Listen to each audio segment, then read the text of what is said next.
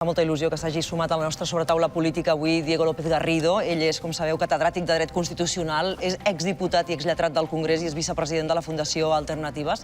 Moltes gràcies per venir avui al Tot es Mou. Muchísimas gracias. Gracias. Estábamos hablando de esta decisión del Tribunal Supremo que no ha permitido, en este caso, a Oriol Junqueras ir a recoger el acta de eurodiputado. ¿Qué le parece? Me parece que es incongruente por lo que decía antes, ¿no?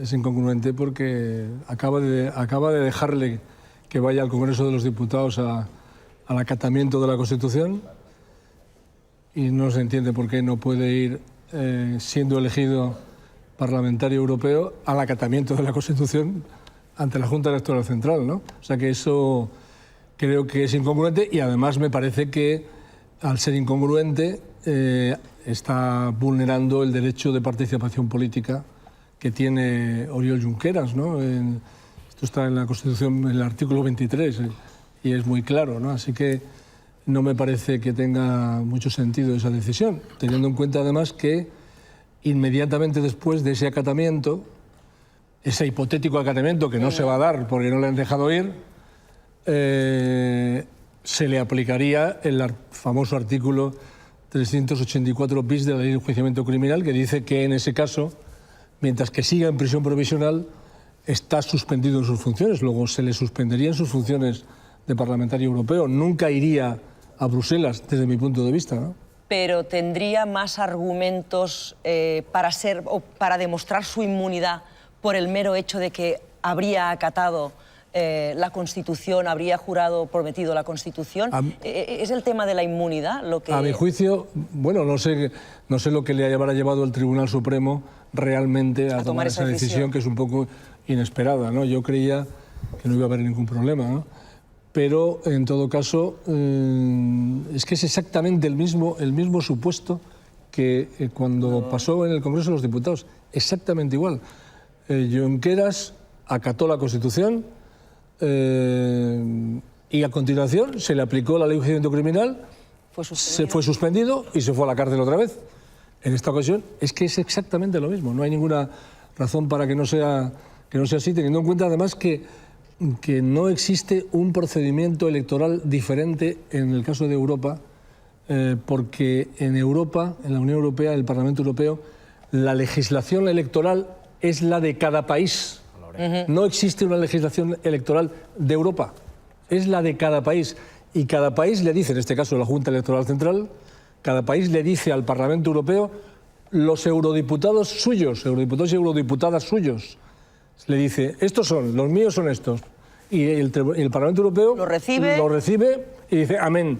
No tiene nada que decir el Parlamento Europeo al respecto. Ya, pero en la situación de conflicto en que nos encontramos en este momento, el árbitro sobre qué puede pasar con el caso de Junqueras, pero también con el caso de Puigdemont y Comín, ¿quién pasa a ser? ¿Será la Junta Electoral Central o será el Tribunal de Luxemburgo? Bueno, en este caso, yo imagino que, no sé lo que harán los abogados, pero me ha parecido leer que ya ha habido un recurso. Lo lógico es irse al Tribunal Constitucional Español. Este es el primer paso. Porque hay una vulneración del artículo 23, que es un derecho fundamental, que permite ir en amparo al Tribunal Constitucional Español. Y después del Tribunal Constitucional Español habría que ir al Tribunal Europeo de Derechos Humanos de Estrasburgo.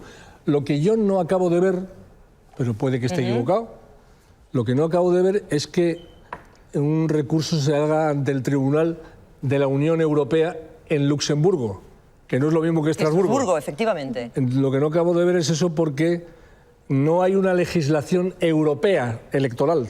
No hay.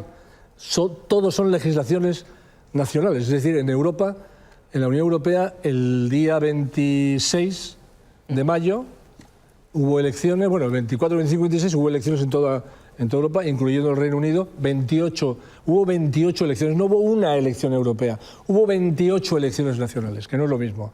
Y luego todos los eurodiputados y eurodiputadas se juntan allí en el Parlamento Europeo.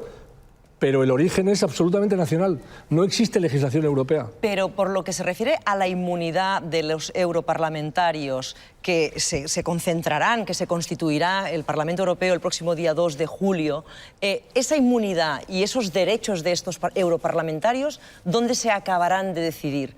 ¿En Estrasburgo o en Luxemburgo?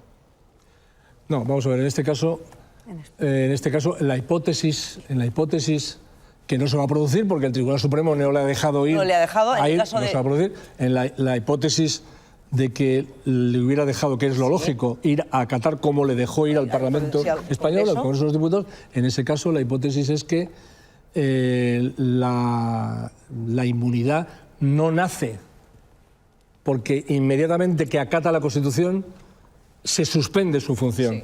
No nace la inmunidad. Y en todo caso dice... El único artículo, el único precepto que existe en el derecho europeo, el único que hay sobre estas elecciones, que es un protocolo llamado Protocolo 7 sobre las inmunidades, sí. Es el único que hay. Pues el artículo 9 nos lo leemos y entonces lo único que dice es que las inmunidades que tengan los parlamentarios europeos son las mismas pues que tengan los diputados en su país. No. Lo mismo. Por tanto, y que la inmunidad, y que empieza a tener inmunidad un europarlamentario desde el día 2 de julio. El día 2 de julio es la primera sesión. Hasta el día 2 de julio no hay inmunidad. Empiezan a tener inmunidad el 2 de julio. Entonces, por eso digo que si ya Junqueras hipotéticamente hubiera venido, hubiera acatado la Constitución, se le hubiera suspendido sus funciones, es que no le da tiempo a adquirir la inmunidad. Es que no nace la inmunidad. Yo no sabía hasta qué punto la inmunidad también podía nacer desde el mismo momento en que los ciudadanos ya votan a aquel eurodiputado. La inmunidad nace, entiendo yo, sí. Esto es, en derecho todo es discutible y todo es interpretable. Entiendo yo que lo que dice ese protocolo es la inmunidad empieza el día 2. Pero, señor López Garrido, en el caso de que se tuviera que suspender a Junqueras como eurodiputado, ¿quién debe hacerlo? Porque aquí lo que... La Junta Electoral Central. La Junta Electoral Central aplica el 384 bis. La Junta Electoral Central aplica el artículo 384 bis de la Ley de Enjuiciamiento Criminal. Pongo, por ejemplo, en el caso del acta del Congreso, se negó el Tribunal Supremo a aplicarlo y digamos que se expulsó la responsabilidad hacia el Congreso. Es lógico, eran diputados y existe la mesa del Congreso. ¿El problema no será ahora que no se atreve el Supremo a hacer lo mismo con la mesa del Parlamento Europeo? Bueno, no sé la razón del Tribunal Supremo, ¿eh? No tengo ni idea de Le ha sorprendido, ¿eh? Le ha sorprendido. Me ha sorprendido, sí. Yo pensaba que no habría ningún problema en ir.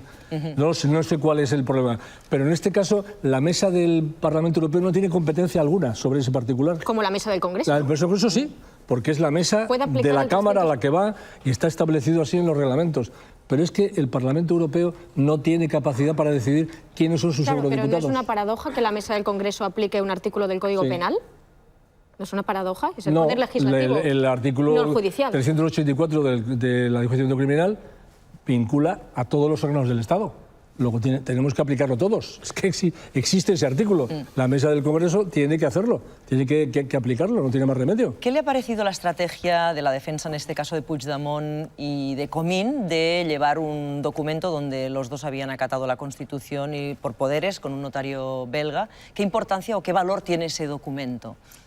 Bueno, es previsible que hayan hecho eso, porque si Comín y Puigdemont vienen a Madrid a pedir a acatar la Constitución, hubieran sido detenidos inmediatamente en la frontera, porque hay un procedimiento de detención abierto contra ellos, ¿no? Por tanto, pues, me parece que es lo único que podían hacer.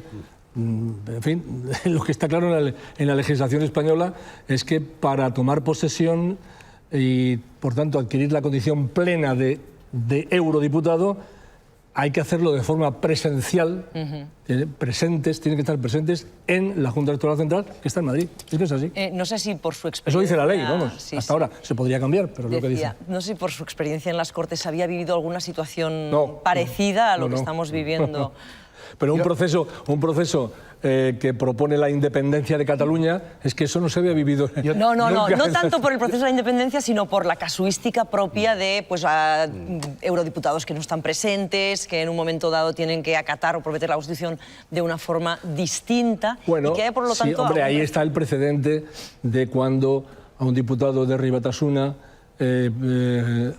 juró la Constitución por imperativo legal. Y ahí empezó a introducirse la posibilidad de decir muchas más cosas, además de prometo o juro la Constitución, de decir una serie de cosas que en el caso último de los 4 diputados que salieron de la cárcel para ir a la toma de posesión o al juramento, pues en ese caso añadieron muchísimas más frases. No sé, en el futuro si se añadirán más, ¿no? Pero el antecedente es este, ¿no? Este diputado de Rui Batasuna que juró por imperativo legal. ¿Y se podría establecer también algún paralelismo en el caso de Ruiz Mateos, que en su momento consiguió la acreditación de eurodiputado, aún teniendo una causa judicial abierta? No recuerdo el caso de Ruiz Mateos, pero en ese caso, el tema de Ruiz Mateos es que en aquel momento yo creo que no existía el 384 bis de la Ley de Enjuiciamiento Criminal, que es un artículo que realmente se introduce pensando más bien en los mismos de ETA. Y por eso dicen, una persona que es acusada de un delito terrorista y añaden de rebelión o de rebeldes, esa persona, si además está en prisión provisional, tiene que estar suspendida en sus funciones en el momento en que acata la Constitución, en el que adquiere su condición de diputado, y automáticamente se le suspenden sus funciones. El caso de Ruiz Mateos, yo creo que ese artículo no existía, me parece. A quien estamos viendo ahora en imágenes, por cierto. Bueno, buenas tardes. Buenas tardes.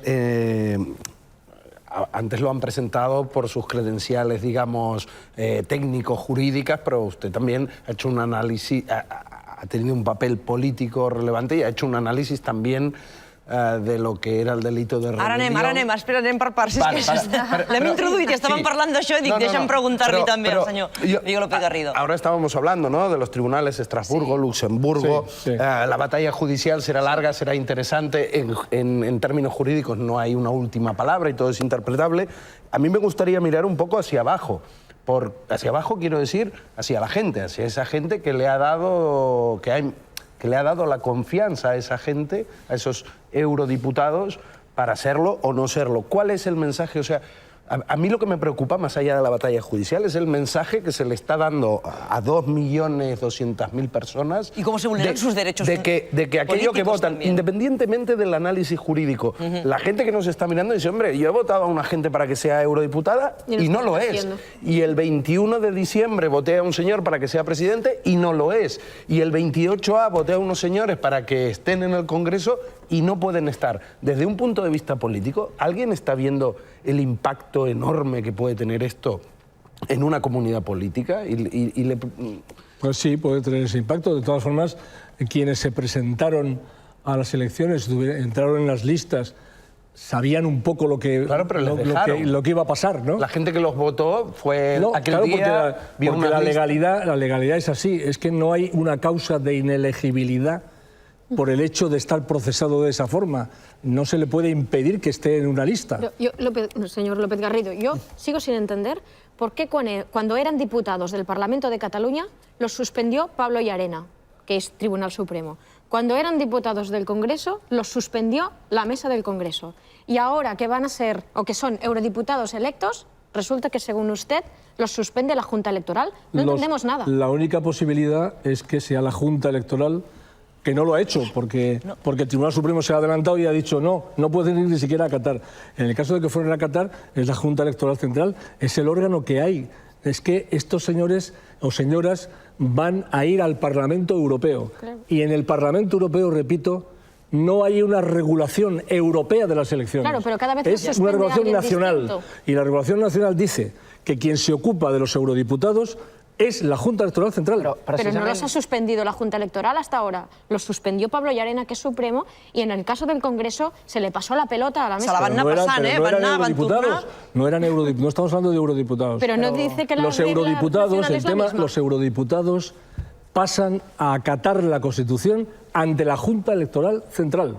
Y por tanto ese es el órgano, que por cierto es el órgano que prácticamente controla todo el conjunto del procedimiento electoral en España, la Junta Electoral Central. Luego, es que ellos no tienen nada que ver con el Congreso de los Diputados, son eurodiputados, han sido electos como eurodiputados. Y por lo tanto, quien se ocupa eso teóricamente, quien los recibe, quien comunica al Parlamento Europeo, oiga, estos son los eurodiputados españoles, 54, estos son. Don no sé qué, doña no sé cuántos. Eso es la Junta Electoral Central. Eso es lo que dice la ley. En una situación la ley de régimen electoral general. Perdona un segundo. O sea, estamos en una situación anómala en la que hay un proceso judicial en marcha y paralelamente un proceso electoral. Por lo tanto, yo creo que diariamente, ¿no?, los periodistas también estamos haciendo una clase de derecho pormenorizado cada día con lo que va sucediendo. És a dir, si tu et presentes en unes eleccions sabent que estàs pres, i has de tenir en compte aquest supòsit. És decir, no será lo mismo que se presente si no está preso que estando preso y teniendo un proceso judicial en marcha. Que ens agradarà més aquí es o menys. posa sobre la taula la dimensió política de lo que estem parlant, que insisteixo, no l'oblidem. És que és una dimensió política que és que mai hagués hagut de sortir a la política. Perdona un moment, però sempre... Però si ja partim de la base que s'han fet malament les coses i ja partim d'aquesta base, és a dir, si tu estàs construint una casa i vas construint els pilars, i els pilars són dolents, la casa se't cau. I què és el que està passant? Sí, però hi ha una cosa que per mi és més enllà de l'opinió política que ens pugui mereixer, que això cadascú tindrà la seva. Hi ha un element que jo l'explicava abans i el torno a posar sobre la taula. És a dir, si assumim que les institucions, en aquest cas electorals, la Junta Electoral Central, etc., simplement desenvolupen i acaten el que la legislació vigent diu, a mi el que jo no entenc és com fa 2 setmanes Oriol Junqueras, perquè el cas de Puigdemont i de Comín un pot desitjar el que vulgui, però hi ha després una sèrie de paràmetres legals que estableixen una cosa o l'altra. Però en el cas de Junqueras no entenc com fa 2 setmanes va al Congrés dels Diputats, agafa la seva credencial com a diputat, i avui, 2 setmanes després, no. Per tant, quan... Hay incongruencia. Absolutamente, sí, pero es que... Estoy de acuerdo. Pero aquí precisamente es cuando... yo entiendo que las instituciones jurídicas, en este caso, que evidentemente tenen l'obligació de seguir, de complir la llei i que, per tant, et venen a vendre el missatge. Escolti, vostès fan molta política, però nosaltres apliquem el dret.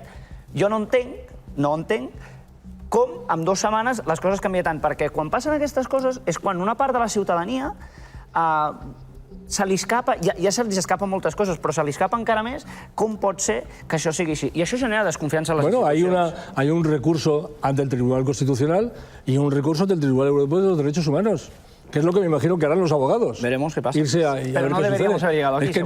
Es que no todas las decisiones de los jueces son correctas, nos gustan todas. Sin duda, pero el contexto no ha cambiado nada. Esta es la cuestión. Y el tiempo que ha pasado son 2 semanas, 3. Sí, es incongruente. Señor López Garrido, centrémonos en el juicio al procés que hemos vivido durante estas 52 sesiones, 4 meses, y que vimos la semana pasada cómo la Fiscalía mantiene en las acusaciones el delito de rebelión, Abogacía del Estado, el delito de sedición.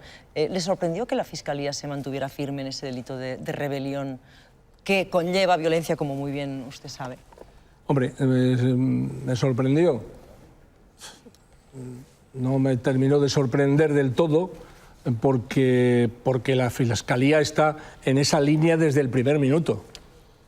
Que es una tradición desde Llarena y el primer fiscal que luego ha muerto, el primer fiscal general del Estado, que fue el que impidió, me parece que era Sánchez Mazas, que empezó toda esa... Entonces hay una línea escogida por la Fiscalía y es como una inercia que la Fiscalía ha seguido, pero yo no coincido en absoluto con lo que ha hecho la Fiscalía. Me parece que no hubo rebelión en absoluto y me parece que he sido uno de los primeros ciudadanos que lo dije hace un par de años, creo, por televisión, que no había rebelión, que a mi juicio no hubo rebelión. ¿Qué hubo, según usted? No, hubo una serie de decisiones inconstitucionales, contrarias a la Constitución. Pero es que en este juicio la Fiscalía confunde la inconstitucionalidad con el delito. Es que hay muchas cosas inconstitucionales. Por ejemplo, las leyes de transitoriedad que aprobaron el Parlamento. Eso es inconstitucional. Es decir, el aprobar una norma que dice que Cataluña es independiente y que tiene otro ordenamiento jurídico es inconstitucional.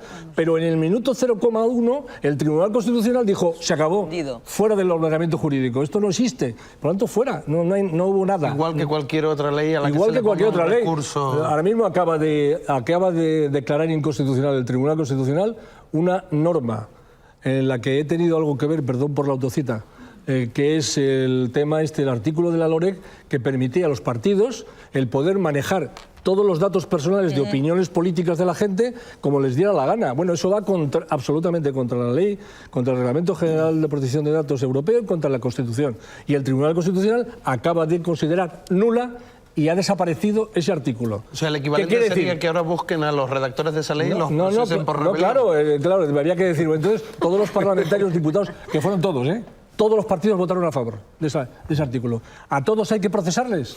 No, porque han hecho una cosa inconstitucional, pero no es delito.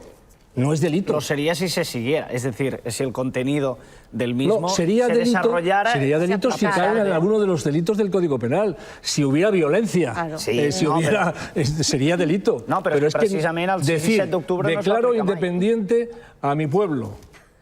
Eso es una chorrada, ¿no? Eso de declarar independiente a mi pueblo, vale, muy bien.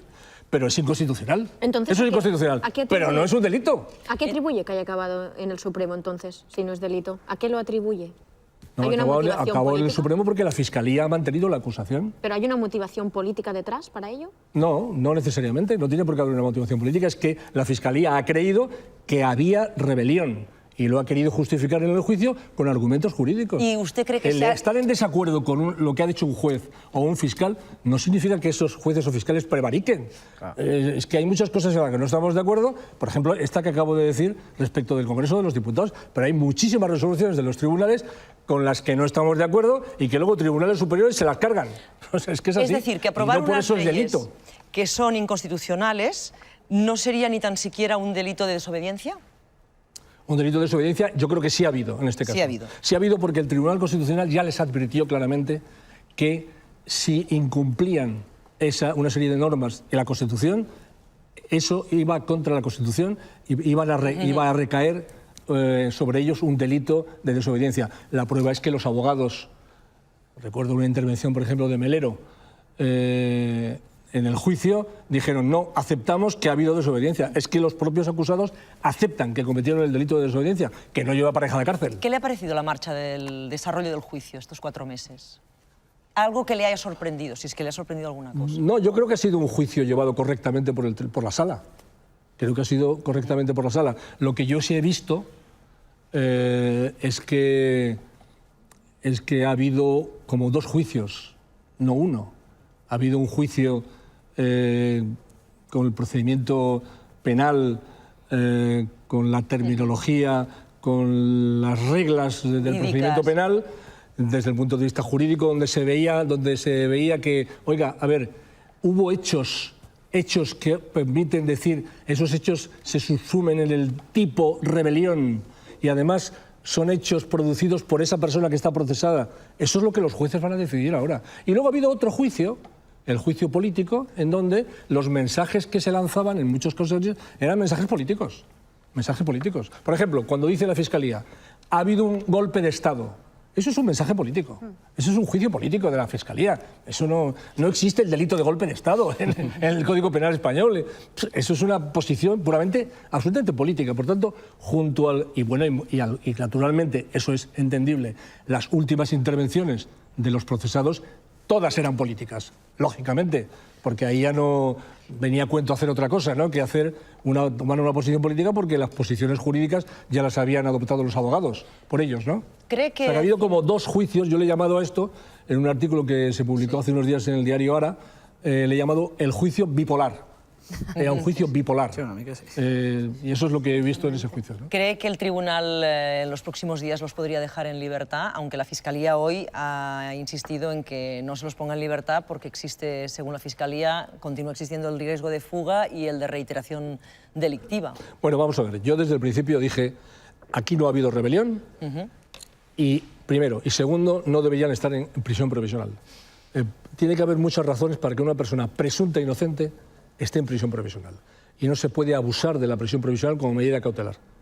Dicho eso. Ahora, una vez que he visto lo que ha pasado, y es que llevan casi 2 años en prisión provisional, no me parece probable que de aquí a la sentencia vayan a salir en libertad. No me parece probable. Ahora, es que en todo momento el juez puede cambiar la situación, las medidas provisionales, las medidas cautelares las puede cambiar en todo momento.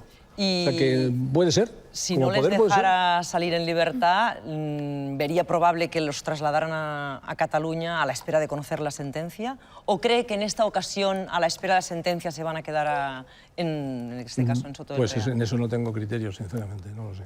¿Qué va a suponer este juicio en la historia de España, en la historia de Cataluña?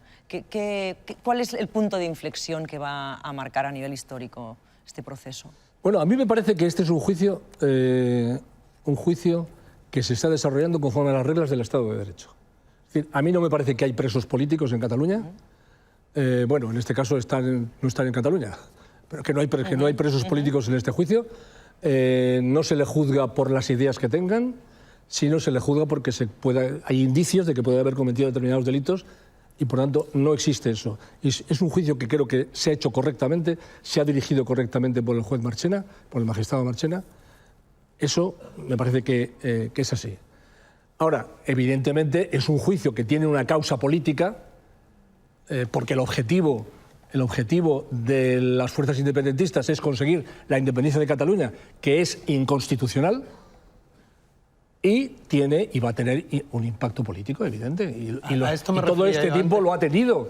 Es evidente que lo tiene, lógicamente, porque es un juicio que tiene un origen y un sentido político, pero eso no quiere decir que no deba desarrollarse conforme a las reglas del derecho. Y yo creo que sí se ha desarrollado conforme a las reglas del Estado de Derecho. Usted que introdujo, decíamos antes, el concepto de violencia dentro del delito de rebelión. Tras este juicio y después de lo que ha pasado y ocurrido en Cataluña, ¿usted cree que se verá reescrito el delito de rebelión o otro tipo de delito llamado de otra manera, bautizado de otra forma, para encajarlo en lo que ocurrió en Cataluña? Pues de eso se habla, que puede haber una reforma del Código Penal. Yo creo que no hace falta reformas del Código Penal. Era clarísimo lo que nosotros en aquel momento, en el año 95, en el Código Penal introdujimos. Y es que había un proyecto de gobierno que decía que el levantamiento para una declaración de independencia era delito de rebelión, para la declaración de independencia de una parte del territorio español era un delito de rebelión, y entonces hubo una serie de grupos nacionalistas, el vasco y el canario, por cierto, no el catalán, sino el vasco y el canario, coalición canaria, que dijeron, oiga, no puedes, este artículo pone en cuestión algunas fuerzas políticas nacionalistas y no sé qué, y fue cuando yo hice la propuesta de que se añadiera la palabra violencia. Nosotros sabíamos perfectamente en ese momento que introducir violencia, levantamiento, la palabra levantamiento ya dice que hay algo de violencia ahí, ¿no? Pero levantamiento violento y público, eso sabíamos perfectamente que significaba una violencia insurreccional, una violencia, bueno, claramente insurreccional, masiva y con capacidad de poner en riesgo la integridad territorial. Y la prueba es que si uno no solamente se lee el 472 del Código Penal, sino que se lee los artículos que vienen a continuación, pues vemos cómo aparecen el tema de las armas, se está claramente contemplando una insurrección violenta, una insurrección que pone en riesgo al Estado. Y además dice, por ejemplo, uno de los artículos dice, el militar que vea que se ha producido una rebelión tendrá que comunicarlo a la autoridad competente. ¿Algún militar se le ocurrió decirle algo a la autoridad competente en aquel momento? No. ¿Se le ocurrió al gobierno declarar el estado de sitio, que sería lo lógico cuando hay un peligro para que una parte de un territorio se desgaje? Bueno, es de libro que en ese momento tú tienes que sacar incluso a las Fuerzas Armadas, porque no puedes permitir que una parte del territorio tuyo se vaya. Nadie quiere que se fragmente su territorio. ¿A quién se le ocurrió el estado de sitio? A nadie. Estado de excepción a nadie. Por tanto, está claro que no. En fin, desde mi punto de vista, ya veremos lo que dicen los jueces. Desde mi punto de vista, no hubo rebelión. Claro. Ante una incongruencia tan grande, usted nos está explicando, es que esto no hay por dónde cogerlo. Aquí ¿qué está pasando? Y a la vez decir que, ostras, no son presos políticos, entonces... No son presos políticos. Vale, entonces el problema está en un sistema judicial que son marcianos. No, marcianos no, es que... Si no son presos políticos, pero no ha pasado nada... Es que hay un juicio televisado en directo, vale, entonces, y ya veremos cuál es la sentencia. Si hay una... imaginémonos, si hay una condena, Bueno, si esto no fue un juicio político, pero si hay una condena... Hay que tener en cuenta una cosa. Junto con eso, que yo creo que no tuvo el carácter de rebelión, hay que tener en cuenta que había todo un movimiento político muy poderoso, con mucho apoyo popular en Cataluña, que propone nada menos que la independencia de una parte del territorio español tan importante como Cataluña. Es decir, eso es una cosa que evidentemente tensiona y afecta al conjunto de la población española, al que no le gusta nada eso que estaba viendo en Cataluña. Por tanto, claro que hay un elemento de tensión, pero eso evidentemente, es libertad ideológica, y que puede llevar a gente a pensar, no, esto es una rebelión, esto es no sé qué, esto...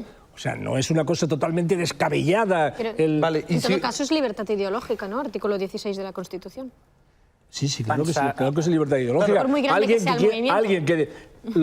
Quienes defiendan la independencia de Cataluña o de Andalucía o de Murcia, quienes los defiendan, que hay muchísima gente que lo defiende a las claras en Cataluña, que defiende la independencia de Cataluña, no es delito. En cualquier caso, esto tendría que volver a la política. Es decir, que se haya celebrado este juicio es el mejor ejemplo de que la política fracasó en su momento.